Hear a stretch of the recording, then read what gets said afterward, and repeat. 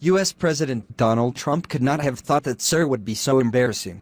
The U.S. President is now in a press conference to claim that he is mentally sound and well-educated in good college and educated in education. Earlier, many controversial persons became the U.S. President. But there is no known that someone like Trump has been attacked. It is a matter of fact that the mass media caricature of Trump, presenting it in a humorous way in social media. Its latest edition is the publication of journalist Michael Wolff's book Fire and Fury, Inside the Trump's White House.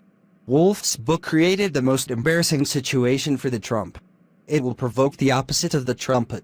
Virtually Trump is now being played on many fronts. Most of the military and hegemonic front with this the issue of proving itself to be healthy has now been added. Before the U.S. wake up on Saturday morning, Trump tweeted to the countrymen that he was mentally fit and able to work. Trump has claimed that he is the greatest talent in the world. On the basis of the news published in international media, Wolff said in the book that the Trump was inappropriate and inefficient. Trump and the president are not eligible for the post. Wolff claimed that he had written the book with Trump and talking to a couple of people around him. For this, he interviewed the concerned people for 18 months. Although Trump denied that he never met with Wolff. Whether the book is written or fiction, Michael Wolff succeeds. Shortly after the publication, the book has topped the list as the bestseller. A discussion of this was about a lot of international media. Even if the book is not sold, Trump's efforts have been made, but in the bookstores, the readers have purchased it with great interest.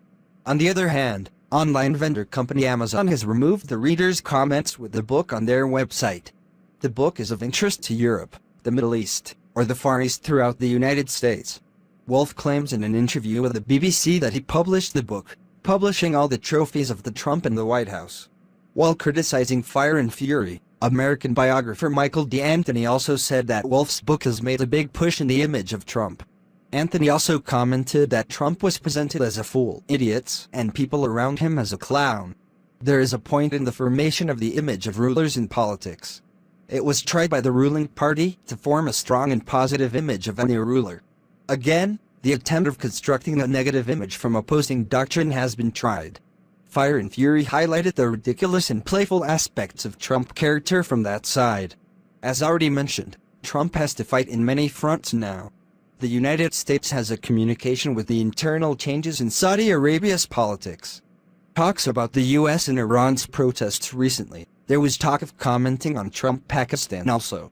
The US and Syrian and Iraqi fronts also did not leave the advantage.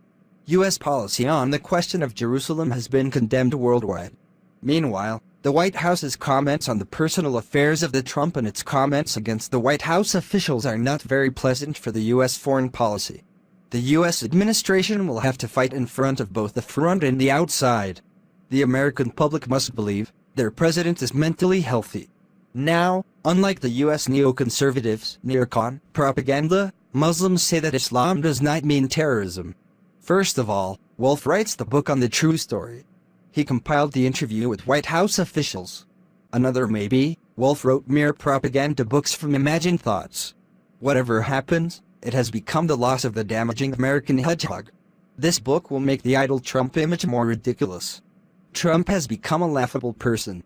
It will be very difficult for the U.S. to return from being elected to the new president. Publication of this book, Wolff sparks many days of old conservatives in the neocon Republicans. From the middle of the last century, the U.S. conservatives resorted to intellectual and cultural propaganda for the opposition.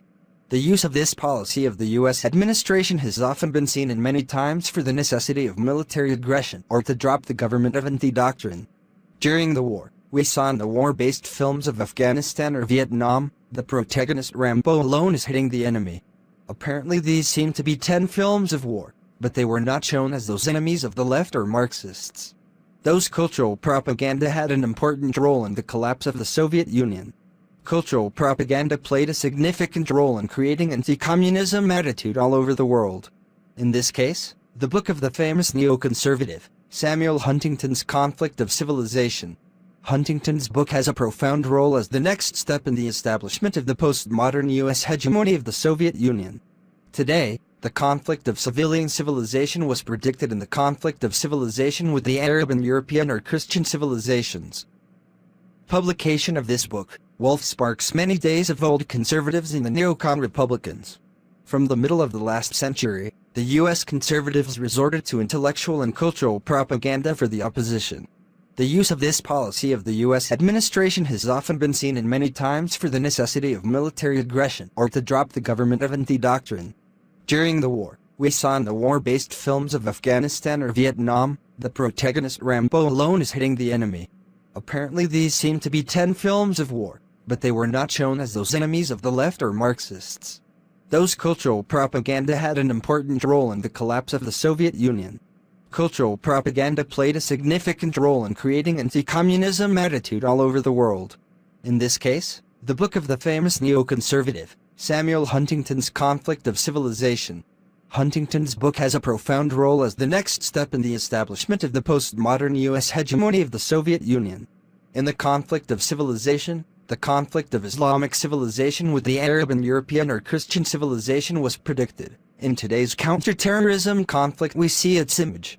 As a matter of fact, these principles of intellectual and cultural propaganda that the U.S. conservatives used to apply, now see its application against the neocons and Republicans.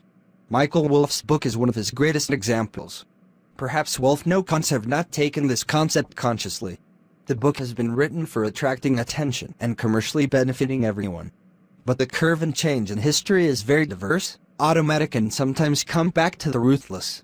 The weapon that you apply for achieving its own interests, it will not be thrown back to you. There is no guarantee